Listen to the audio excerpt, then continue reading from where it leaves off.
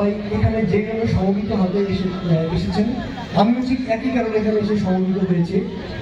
আমরা সবাই আজকে এখানে কেন এসে দাঁড়িয়েছি এটা আপনারা সবাই জানেন। মহারাজ আবুল সরকারের মুক্তি চাই আমরা, এবং সারা দেশে ধারাবাহিকভাবে বাউলদের প্রতি, মাজারপন্থীদের প্রতি যেভাবে কোনো কোনো ক্ষেত্রে মনে হচ্ছে যে রাষ্ট্রীয় মদদে, অর্থাৎ রাষ্ট্রীয় কর্তৃপক্ষ যখন নীরব থাকে, অর্থাৎ সেখানে একটি রাষ্ট্রীয় মদত আছে কিনা সেরকম একটি সন্দেহের অবকাশ আমরা রয়ে যাই। আজকে আমরা এখানে এসে যারা হাজির হয়েছেন সবাইকে আমি আবারও আমার পক্ষ থেকে অন্তঃস্থল থেকে কৃতজ্ঞতা প্রকাশ করছি। এবং আজকে আমরা এখানে এসে একই সুরে উচ্চারণ করতে চাই, যেখানে টেকনাফ থেকে তেঁতুলিয়া পর্যন্ত, মানিকগঞ্জ থেকে সারা দেশে প্রতিটি জায়গায় যেখানে বাউলরা হামলার শিকার হয়েছেন, আপনারা একা নন, আমরা আপনাদের সাথে সমব্যথী। পাশাপাশি যারা হামলা করেছে তাদের প্রতি স্পষ্টভাবে ব্যর্থহীন কণ্ঠে আমরা উচ্চারণ করতে চাই। আমরা আমার অগ্রজ ছোট গুরুজন ফরাদ ভাই এখানে উপস্থিত আছেন। ফরাদ ভাই বলেছেন আমরা প্রয়োজন ওখানে যাবো, পিটুনি দিতে আসলে পিটুনি খাবো, কিন্তু আমাদের তো বয়স কম। ফরাদ ভাইকে আমি সবিনয়ে অনুরোধ করবো, পিটুনি খাওয়ার দিন আর নাই। যেই হাত আমাদেরকে আঘাত করতে আসবে সেই হাতকে আমরা,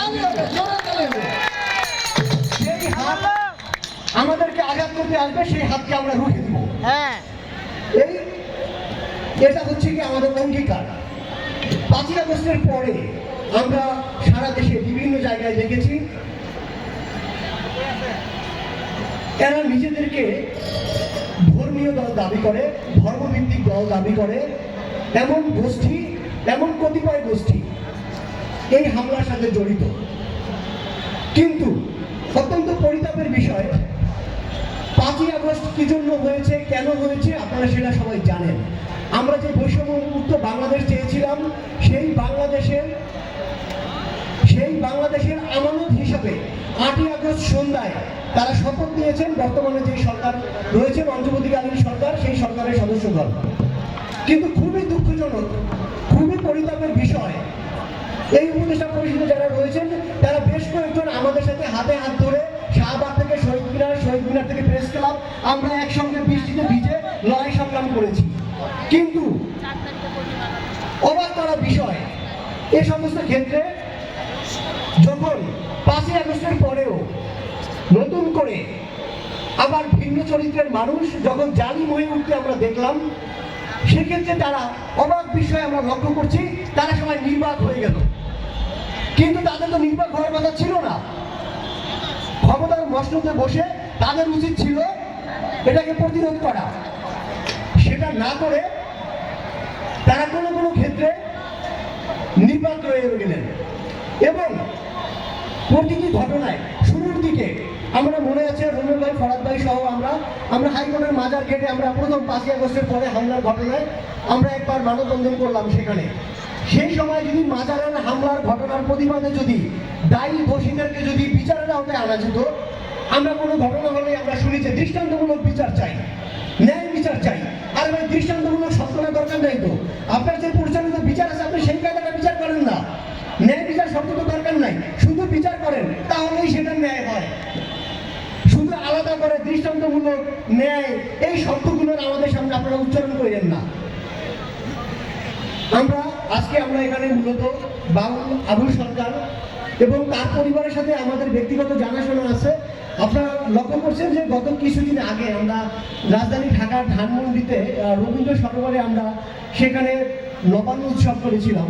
সেখানে নবান্ন উৎসবে মহারাজ বাউল সরকারের সহধর্মিণী বাউল মাতা খ্যাত আলেয়া বেগম সেখানে গান পরিবেশন করতে এসেছিলেন আমাদের অনুষ্ঠানে।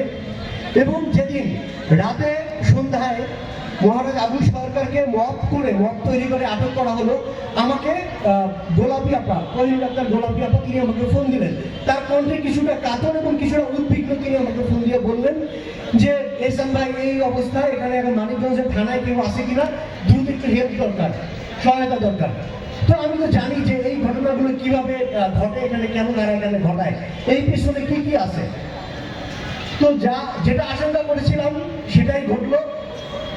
তো এর পরিণতি কি হলো সেটা আমরা সবাই এখনো জানি। এই পরিণতির জন্য আমরা অপেক্ষা করছি। আমরা আজকের এই মহারাজ আবুল সরকারের মুক্তির দাবির এই অনুষ্ঠান, পাশাপাশি সারা দেশে যে মাজার এবং খানকা শরীফে মাজারপন্থীদের যে হামলা করা হয়েছে সেই ঘটনার তীব্র নিন্দা এবং প্রতিবাদ জানাই।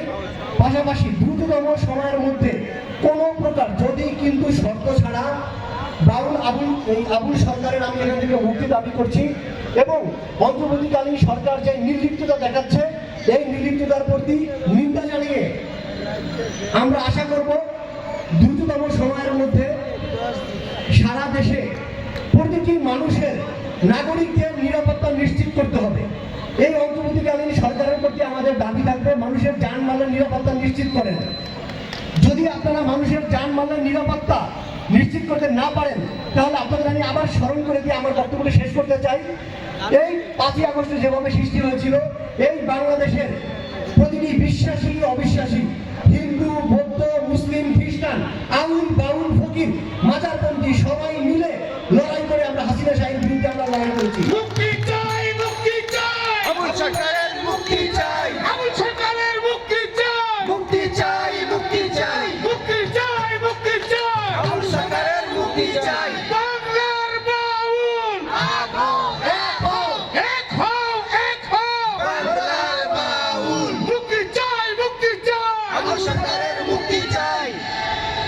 সমবেত বন্ধুগণ, আজকে আমি আমার বক্তব্য দীর্ঘায়িত করব না। শুধু একটা দাবি, এই রাষ্ট্রের এখন যারা পরিচালনা করছেন আপনারা তো আমাদের 5ই আগস্টের আমানতকারী হিসাবে আপনাদেরকে আমরা ক্ষমতা দিয়েছিলাম, সেই আমানতের খেয়ানত করবেন না। এই বাংলাদেশের ফ্যাসিবাদ বিরোধী লড়াইয়ের প্রতিটি অংশীজনের আপনাদের হাতে আপনার আমানত। সবাই যেভাবে বুকে দাঁড়ায় আমরা এখন পর্যন্ত সেই ধ্বংসাত্মক পথে যেতে চাই না। 5ই আগস্ট পরবর্তী সময় আমরা কোনো ধ্বংসের পথে আর যেতে চাই না। তাই যেই হাত দিয়ে বাউলদের প্রতি আঘাত করা হয়েছে সেই হাতকে আমরা কিন্তু রুখে দিতে জানি। আমরা কেউ এখানে দুর্বল চিত্তের এখানে কেউ নাই, এই কথাটা মনে রাখা উচিত। এবং পাশাপাশি বাংলাদেশের সকল নাগরিকের সবার অধিকার সমান অধিকার নিশ্চিত করার, যানবাহনের রক্ষা করবে, যানবাহনের নিরাপত্তা নিশ্চিতের দাবি জানিয়ে আমি আমার বক্তব্য শেষ করছি এবং মহারাজ বাউল আবুল সরকারের মুক্তি চাই। পাশাপাশি বাংলাদেশে যার যা ধর্ম, যার যা বর্ণ, যার যা আদর্শ সবাইকে সবার মতো নিরাপদে শান্তিতে তাদের নিজেদের আবাসস্থলে থাকতে দিতে হবে এবং এটি এই সরকারকে নিশ্চিত করতে হবে। সকলের কল্যাণ হোক।